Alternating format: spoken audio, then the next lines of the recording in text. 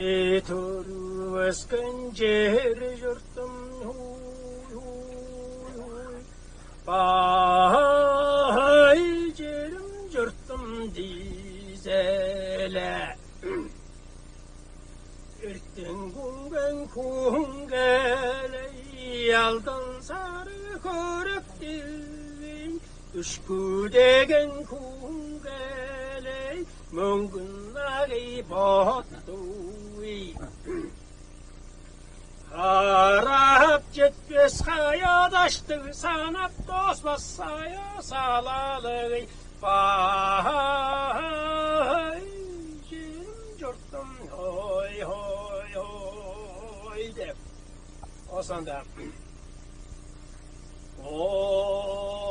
Hoy de pistin doğdaram şu maktalar kakamela ay hoy de paşa Hoy Solan soksunap salgınınan tıngırgani Balgaşinan baydıp kavranan toturgani Ceri ertineli çeçemni su arşan çeçemni Bay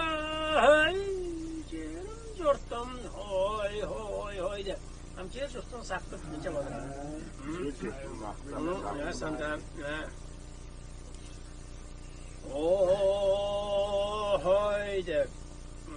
Argayın desküngen aldın sarılanı Mesiyin dalgangan mungun sarlı ağını Cungöpke çatını cungma teli oyka odurlu kulca argarlı Bay cerim yurtum hoy hoy hoy de Yerde kalgan cer yurtuna saktı o da Sana Tak erem kimlerli Eden edirgen elbek konuştu Hovların dalgan hoy maldı Bay cerim yurtum hoy hoy hoy de Ama da yurtu göre göre Kara göğsüttür var Pası yangına davaşam Hoy de Canımın cangılandır sırgan ullarlı Ezmin enildirip ergilgen ezirli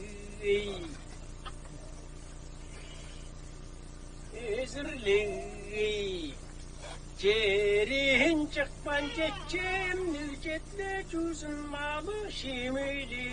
Bay cerim yurtum hoy hoy hoy de Am zekilinde horanga kuşu cer yurtum görüp ancak diyorum